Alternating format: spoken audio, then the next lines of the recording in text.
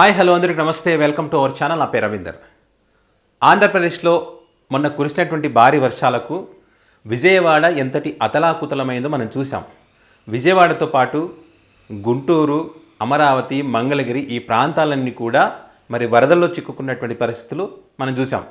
దీనంతటికీ కారణము మానవ తప్పిదమా, ప్రకృతి విపత్తా అనే దానికి సంబంధించి రకరకాల చర్చలు జరుగుతున్నటువంటి క్రమంలో మరి ఎవరైతే సిసోడియా ఉన్నారో ఆ వ్యక్తి చెప్పినటువంటి మాటలు పెద్ద ఎత్తున వైరల్ అవుతున్నాయి. ఇప్పటికీ ఆయన ఏం చెప్పాడు, ఈ వరదలకు సంబంధించి మాకు ముందే సమాచారం ఉంది అంటే వాళ్ళకి తెలిసినా కూడా ముప్పు గ్రామాలను అలర్ట్ చేయడంలో వాళ్ళు విఫలమయ్యారనే దాన్ని బట్టి విఫలమయ్యారనడానికి ఎగ్జాంపుల్ ఇప్పుడు విజయవాడ ప్రాంతంలో జరిగినటువంటి భారీ నష్టమే.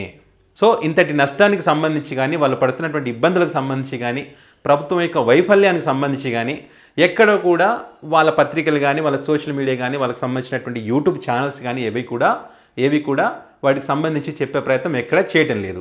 ఇది చెయ్యకుండగా, వాళ్ళు పడుతున్నటువంటి ఇబ్బందులు చూపెట్టకుండగా, అధికారులు బాధితుల మీద దాడి చేసినటువంటి వీడియోలు చూపెట్టకుండగా ఈ అమరావతి రియల్ ఎస్టేట్కి సంబంధించి వీడియోలు చేస్తూ ఉన్నారు. దానికి సంబంధించి మాట్లాడుతూ ఉన్నారు.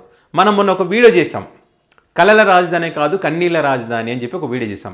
ఆ వీడియోకి సంబంధించి చాలామంది కామెంట్లు పెట్టారు, పాజిటివ్గా పెట్టారు, నెగిటివ్ పెట్టారు, కొంతమంది బూతులు తిట్టారు, కొంతమంది ఏమో వీడి పేటీఎం బ్యాచ్ వీడికి సుట్ కేసులు ముట్టినాయి, అందుకే అమరావతి మీద అసత్య ఆరోపణలు చేస్తూ ఉన్నారు. ఏదైతే చంద్రబాబు నాయుడు కామెంట్ చెప్పారో ఇలాంటి వ్యక్తులను అమరావతిలో పూడ్చాలి, సంఘ బహిష్కరణ చేయాలని చెప్పి అన్నారు కదా, ఆ రకంగా చేయాలంటే ఇలాంటి వ్యక్తులని చెప్పి కొంతమంది కామెంట్లు చేస్తూ ఉన్నారు. సరే, ఎవరైనా కామెంట్ చేసినా ఏం చేసినా కూడా మనమే అబద్ధం చెప్పలేదు, అసత్య ఆరోపణలు అంతకన్నా మనం చేయలేదు.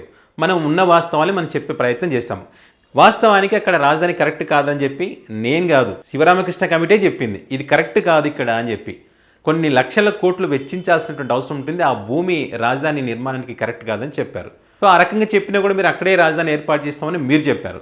సో అదే మనం చెప్పే ప్రయత్నం చేస్తాం. అయితే ఈ రాజధానికి సంబంధించి ఇప్పుడు ఎవరైనా అసత్య ఆరోపణలు చేసినా, ఎవరెన్ని తప్పుడు వార్తలు సృష్టించినా అమరావతి పైన, ఆ అమరావతి రియల్ ఎస్టేట్ మాత్రం తగ్గిపోలేదని చెప్పి వీళ్ళు పెద్ద ఎత్తున రియల్ ఎస్టేట్ పెరిగిందని చెప్పి పెద్ద ఎత్తున ప్రచారం చేస్తున్నటువంటి పరిస్థితులు మనం చూస్తూ ఉన్నాం. చాలామంది కామెంట్లు కూడా పెట్టారు, కావాలంటే ఆ కామెంట్కి సంబంధించి మీకు స్క్రీన్ పైన కూడా పెడతాను చూడండి. వాళ్ళు ఏం చెప్తా ఉన్నారంటే, ఇక్కడ అమరావతి ప్రాంతంలో ఎకరానికి 52 కోట్లు ఆ రేటు పలుకుతూ ఉంది. రియల్ ఎస్టేట్ వ్యాపారం అక్కడ అద్భుతంగా నడుస్తూ ఉంది. ఇప్పుడు వరదలు వచ్చిన తర్వాత కూడా ఆ రేటు తగ్గలేదు, 100 కోట్లకు ఎకరం పలుకుతున్నటువంటి పరిస్థితి ఉంది. ఇది 200 కోట్లకు పోయినా ఆశ్చర్యం లేదు, ఇక్కడ అమరావతిని ఎవరు ఏమీ పీకలేరు అని చెప్పి ఒక వ్యక్తి కామెంట్ పెట్టాడు.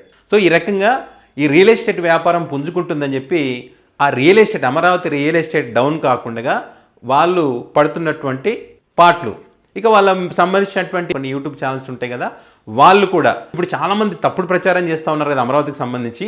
కొంతమంది రియల్ ఎస్టేట్ వ్యాపారస్తులను అడిగాము, అంటే బాగా ఎక్స్పీరియన్స్ ఉన్నటువంటి రియల్ ఎస్టేట్ వ్యాపారస్తులను కనుక్కుంటే వాళ్ళంతా కూడా ఈ వరదల వల్ల తప్పుడు ప్రచారమే కానీ గ్రౌండ్ రియాలిటీ వేరే ఉంది, ఈ వరదలు వచ్చినా ఏమొచ్చినా కూడా ఈ రియల్ ఎస్టేట్ వ్యాపారం పుంజుకునే అవకాశం లేదు తప్ప తగ్గే ప్రసక్తే లేదని చెప్పి మరి ఈ రియల్ ఎస్టేట్ వ్యాపారం చేసేటువంటి ఎవరైతే ఉంటారో అనుభవజ్ఞులు వాళ్ళంతా చెప్తున్నారని చెప్పి వాళ్ళు ప్రజలకు చెప్పే ప్రయత్నం చేస్తూ ఉన్నారు. 100 సంవత్సరాలలో ఎప్పుడు రానంత వర్షం వచ్చింది, వరదలు వచ్చినాయి, అయినా కూడా అమరావతి ప్రాంతం మునగలేదు. సో ఈ దెబ్బతో ప్రజల్లో కూడా ఒక ఆలోచన అనేది వచ్చింది. సో అమరావతి ఇంకెలాంటి ఇబ్బంది లేదనే భావనలు ఉన్నారు కాబట్టి ఈ రియల్ ఎస్టేట్ వ్యాపారం ఇంకా పెరిగింది. మొన్నటిదాకా 52 కోట్లు ఎకరం ఉన్నటువంటి భూమి ఇప్పుడు 100 కోట్లు అయింది. 100 కోట్ల నుంచి 200 కోట్లు కూడా అందరూ అంటున్నట్టు ఆ రేంజ్కి పెరిగే అవకాశం ఉంటుంది. కాబట్టి ఏం భయపడాల్సినటువంటి పని లేదని చెప్పి మరి రియల్ ఎస్టేట్ వ్యాపారం చేసేవాళ్ళు మరి వాళ్ళకి చెప్పారంట, వీళ్ళు ఫోన్లు చేస్తే వాళ్ళకి అనుకుంటే వాళ్ళు చెప్పారంట వీళ్ళకు ఈ రకంగా ఉంది, భయపడాల్సిన పని లేదు అని చెప్పి. సో దీనికి సంబంధించి చాలామంది ఏమంటున్నారంటే, ఒక సినిమాలో ఒక డైలాగ్ ఉంటుంది కదా, విషయం వీక్గా ఉన్నప్పుడే పబ్లిసిటీ పీక్స్లో ఉంటుందని చెప్పి, ఆ రకంగా అక్కడ విషయం వీక్గా ఉంది కాబట్టి వీళ్ళు పబ్లిసిటీ పీక్స్లో చేస్తూ ఉన్నారు. సో వాళ్ళు చెప్పేదాని ప్రకారం చూస్తే ఒకవేళ ఎకరం 52 కోట్లు ఉందంటే మరి పేదోడు అక్కడ వెళ్ళి ఫ్లాట్ కొని ఇల్లు కట్టుకునేటువంటి పరిస్థితి ఉంటుందా? ఉండదు. మరి అక్కడ ఎవరు కట్టుకోగలుగుతారు? బడాబాబులు, పెద్ద పెద్ద వ్యాపారస్తులు, అడ్డగోలుగా డబ్బులు సంపాదించి ఈ బ్యాంకులను మోసం చేసి లోన్లు ఎగ్గొట్టిన వాళ్ళు ఉంటారు కదా, అలాంటి వాళ్ళైతే అక్కడికి వెళ్ళి ఆ ఫ్లాట్లు కొనుక్కొని అక్కడ వాళ్ళకి కట్టినట్టుగా పెద్ద పెద్ద బిల్డింగ్లు కట్టుకోగలుగుతారు. అందుకే కదా అందరు అంటున్నది, ఇది పేదోడికి ఏమాత్రం ఉపయోగం లేనటువంటి ప్లేస్, ఇది డబ్బున్నోడికి మాత్రమే పనిచేస్తుంది ఈ ప్రాంతం అని చెప్పి చాలామంది అందుకే కదా అంటున్నారు. సో మా గవర్నమెంట్ వచ్చింది, మళ్ళీ రియల్ ఎస్టేట్ ఏదో పుంజుకుంటుందని చెప్పి ఆశపడ్డ వాళ్ళకి ఈ వరదలు పెద్ద ఎఫెక్ట్ అయ్యాయి అక్కడ రియల్ ఎస్టేట్ వ్యాపారానికి. కానీ ముందుకు కదలనటువంటి పరిస్థితి అని చెప్పి చాలామంది వాళ్ళ అభిప్రాయాలు చెప్తా ఉన్న పరిస్థితి ఉంది. ఏదేమైనా కూడా అమరావతి ప్రాంతంలో పెట్టుబడులు పెట్టినటువంటి వాళ్ళకి సంబంధించినటువంటి వ్యక్తులైతే రియల్ ఎస్టేట్ వ్యాపారం పెరిగిందని చెప్తా ఉన్నారు. చాలామంది మాత్రం అది పెరిగేటువంటి అవకాశం లేదని చాలామంది చెప్తా ఉన్నారు. ఎవరెన్ని చెప్పినా కూడా సామాన్య ప్రజలు ఉంటారు కదా, అక్కడ వాస్తవ పరిస్థితులు ఏంటి అనే దానికి సంబంధించి మీ అభిప్రాయాన్ని, మీ అమూల్యమైనటువంటి అభిప్రాయాన్ని కామెంట్ రూపంలో పెట్టండి.